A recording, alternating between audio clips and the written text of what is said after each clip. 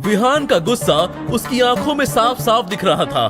अबे ओ, रुक, जाता कहाँ है? अनिका ने विहान को रोकने या फिर शांत करने की कोई कोशिश नहीं की। शायद वो भी इस तमाशे को एंजॉय करना चाहती थी। नक्श ने पहले तो अनिका के सामने विहान का भांडा फोड़ा और उसे पूरी तरह से एम्बैरस किया। उसके बाद नक्श ने अपनी ही बीवी को सलाह भी दे डाली, जो पिछले 2.5 सालों में उसने पहले कभी नहीं दी थी। लेकिन अनिका की खरी खोटी सुनने के बाद अब नक्श कोई बात नहीं करना चाहता था। नक्श का ये एटीट्यूड विहान से बर्दाश्त नहीं हुआ और उसने अपनी चाल बढ़ाते हुए नक्श का पीछा किया। अभी भाग कर रहा है? बहरा है क्या? तब से आवाज दे रहा हूँ, सुनाई नहीं दे रहा है तुझे? नक्श ने उसकी बात का कोई जवाब नहीं दिया। अबे तू है कौन? तेरी औकात क्या है? तूने मेरे सामने मेरे गिफ्ट का मजाक उड़ाया। मैं दावे के साथ कह सकता हूँ तू मार्केट में जाके खुद को बेच भी देगा ना, तब भी वो नकली हार नहीं ला पाएगा।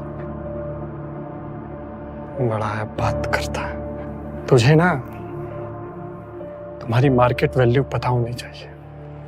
0 डब्बा। बोल। जब कोई आपकी खामोशी का फायदा उठाने लगे तो बोलना जरूरी हो जाता है। पहली बात, जो लड़की तुम्हारे सामने खड़ी है ना, वो मेरी बीवी है, तो बेहतर यही होगा कि तुम इससे दूर रहो। दूसरी बात, तुम्हारा दिया हुआ हीरे का नकली हार की कोई जरूरत नहीं है, कि मैं खुद इसे लाके दे सकता हूं। तो अपना ये ढोंगी दिखावा बंद करो। तीसरी बात, जिसकी खुद की जेब में नोट नहीं होते, वो चिल्लत बजा के दिखावा नहीं करते। और एक बोनस बात, दोबारा इस पेन को टच किया ना तो मैं तेरा हाथ तोड़ दूंगा। नक्श ने विहान को अपने स्वैग के दर्शन करवा दिए थे। इसी के साथ नक्श ने विहान को एक बाजू ढकेला और ऑफिस से बाहर निकल गया। नक्श के वहां से जाने के बाद कुछ देर तक विहान वहीं खड़ा रहा, लेकिन इतनी बेइज्जती होने के बाद वहां रुकने का कोई सेंस नहीं था। तमाशा खत्म होने के बाद अनिका भी ऑफिस के अंदर चली गई। क्या देख रहे हो तुम लोग? Get back to work. ये अंजी कॉर्पोरेशन का ऑफिस था, जिसकी चेयरपर्सन अनिका थी। अपने कैबिन में जाने के बाद अनिका गुस्से से आग बबूला हो रही थी। पिछले कुछ महीनों से अनिका की कंपनी के हालात ठीक नहीं थे। वो मुश्किल से उसे संभालने की कोशिश कर रही थी। क्या करे उसे ये समझ नहीं आ रहा था। तभी उसे विहान मिला और जब उसकी दोस्ती विहान से हुई तब जाकर उसे पता चला कि वो एक बहुत बड़े परिवार से ताल्लुक रखता है। और बस यहाँ से अनिका ने विहान को अपने जाल में फंसाना शुरू किया। और आज विहान न सिर्फ उसकी कंपनी का बिजनेस पार्टनर है, बल्कि मेजर इन्वेस्टर भी है। और विहान की वजह से ही अनिका की कंपनी अभी चल रही है। इस कंपनी के सारे लॉसेस विहान ही बेयर करता है और अनिका को इसकी बहुत जरूरत भी है। अनिका का विहान से दोस्ती करना कोई आसान काम नहीं था। कितने पापड़ बेलने के बाद वो उसके करीब आ रही थी।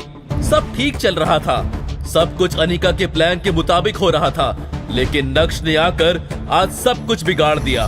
जो लड़की तुम्हारे सामने खड़ी है ना, वो मेरी बीवी है। क्या जरूरत थी उसे विहान को ऐसा कुछ कहने की? हार भले ही नकली था, लेकिन ये सब कहकर उसका ईगो हर्ट करने की क्या जरूरत थी? अब पता नहीं वो उसकी कंपनी में अपना पैसा इन्वेस्ट करेगा या नहीं। अगर वो आज नक्श को अपने साथ नहीं लेकर आती तो अभी विहान उसके साथ बैठा होता। अंजी कॉर्पोरेशन के ऑफिस से बाहर आकर नक्श काफी खुला खुला महसूस कर रहा था और नक्श इस शुरुआत को बरकरार रखना चाहता था। तभी अचानक से नक्श का फोन बजा और जब उसने स्क्रीन पर अपने दादाजी का नाम देखा तो उसके चेहरे पर चालाकी वाली मुस्कान आ गई थी। Mister Bhanushali, what a coincidence. मैं भी आपको फोन ही करने वाला था और देखिए आपका फोन आ गया। अच्छा नक्श बेटा, तुम्हें अपने दादाजी की याद आ गई? अच्छा मजाक कर लेते हैं दादाजी। आपने मुझे फोन किया है तो जरूर कुछ इंपॉर्टेंट काम होगा। वैसे मैं भी आपको एक बहुत ही खास काम के लिए फोन करने वाला था।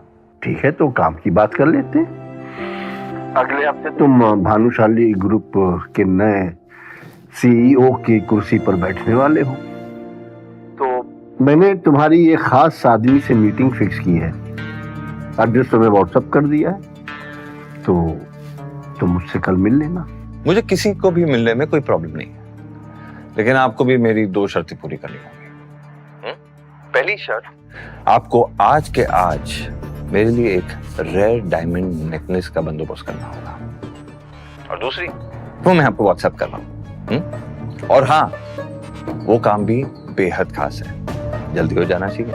नक्श पॉइंट टू पॉइंट बात कर रहा था और उसका एटीट्यूड 7वें आसमान पर था, जो यशवर्धन को बिल्कुल भी पसंद नहीं आ रहा था। नक्श बेटा, तुम्हें ऐसा नहीं लगता कि तुम्हारी डिमांड्स बढ़ती जा रही हैं? अभी तो तुमने भानुशाली ग्रुप ज्वाइन भी नहीं किया। ज्वाइन करने के बाद पता नहीं क्या होगा। मेरी डिमांड्स बढ़ती जा रही हैं? कम ऑन दादाजी, कैसे बातें कर रहे हैं आप?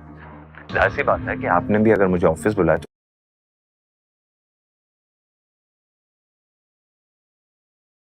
कोई डिमांड पूरी करने के लिए बुलाया होगा। It's always give and take दादाजी, आखिर तो आपका ही खून हूं ना मैं, और मेरी डिमांड पूरी हो जानी चाहिए। ये काम बेहद खास है, व्हाट्सएप कर रहा हूं, जस्ट गेट इट डन। तुम बहुत नक्श उन्हें अपनी गलती का पूरा एहसास करवा रहा था और यशवर्धन उस एहसास में दबते हुए नजर आ रहे थे।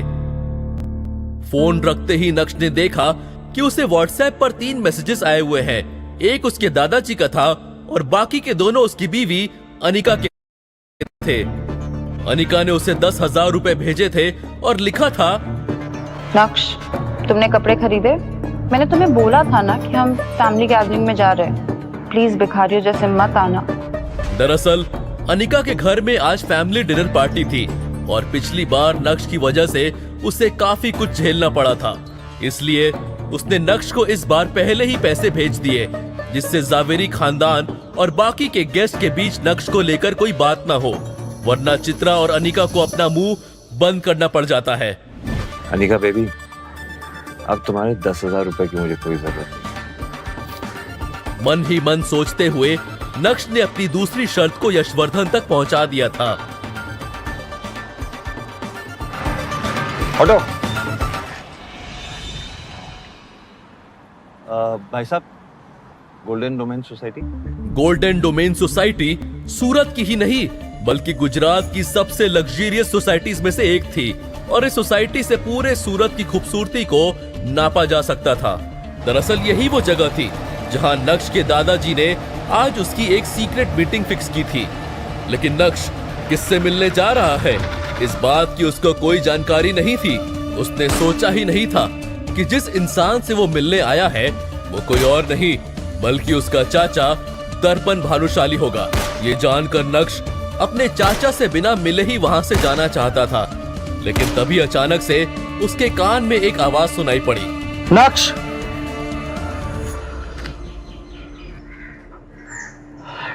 पिछली बार 2.5 साल पहले लगभग मिला था तुमसे, एंड आई मस्ट से पहले से काफी अच्छे और कॉन्फिडेंट लग रहे हो। अब क्योंकि दर्पण भानुशाली ने नक्श से बात करना शुरू कर दिया था, इसलिए नक्श किसी का डिसरिस्पेक्ट नहीं करना चाहता था। हालांकि नक्श ज्यादा बात नहीं करना चाहता था और अपने चाचा की शक्ल तो बिल्कुल भी नहीं देखना चाहता था। दर्शन काका, तमें सीधे पॉइंट पे आओ ने और बताओ भानुशाली फैमिली को अब मेरी क्या जरूरत है। हाँ, अगर आपको लग रहा है कि आपकी बातों में आकर मैं भानुशाली ग्रुप ऑफ इंडस्ट्रीज के बारे में भूल जाऊंगा या उसका नया सीईओ बनने से मना कर दूंगा, ये आपकी सबसे बड़ी गलतफहमी होगी। कोई डाउट मत रखना।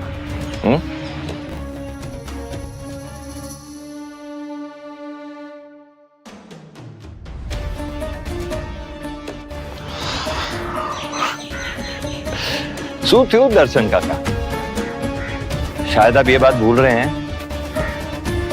कि आप मुझे ज्यादा परेशान करना अफोर्ड नहीं कर सकते, क्योंकि अब भी खैतान एंटरप्राइजेस के शेयर्स मेरे नाम पे हैं। ये शेयर्स तो आप जानते हैं ना, जो आपने दादाजी और पापा को लेने से मना किया था, और ये शेयर्स आपके लिए कितने इंपॉर्टेंट है और भानुशाली ग्रुप ऑफ इंडस्ट्रीज के लिए कितने इंपॉर्टेंट है अच्छी तरह जानते हैं। तो दर्शन काका, अगर मुझे गलती से भी कुछ हो गया ना, तो जो कुछ भी आप चाहते हैं मुश्किल से मिल पाएगा, शायद कभी भी नहीं। तो आइंदा मुझे रोकने की कोशिश मत करना। भानुशाली ग्रुप ऑफ कंपनीज पूरे गुजरात में एक बड़ा नाम था। छोटे से बड़ा हर बिजनेसमैन को भानुशाली ग्रुप की सारी जानकारी थी। 4 साल पहले मार्केट में उन्हें कंपटीशन देने के लिए कोई भी नहीं था, क्योंकि उस समय भानुशाली ग्रुप का सीईओ नक्श के पिता यानी जितेन भाई भानुशाली थे। जितेन भाई को बिजनेस की सारी एबीसीडी पता थी और यही वजह थी कि उन्होंने खेतान एंटरप्राइजेस के 40% शेयर्स खरीद लिए थे। उन्हें पता था कि आगे का मार्केट कैसी करवट लेगा और वो उसका पूरा फायदा उठाना चाहते थे। लेकिन ये बात दर्पण भानुशाली और यशवर्धन भानुशाली को पसंद नहीं आई और बिना कुछ सोचे समझे उन दोनों ने मिलकर जितेन भाई भानुशाली को भानुशाली ग्रुप से बाहर का रास्ता दिखा दिया। जितेन भाई के जाने के बाद नक्श के चाचा दर्पण भानुशाली ने भानुशाली ग्रुप के सीईओ की कुर्सी संभाल ली।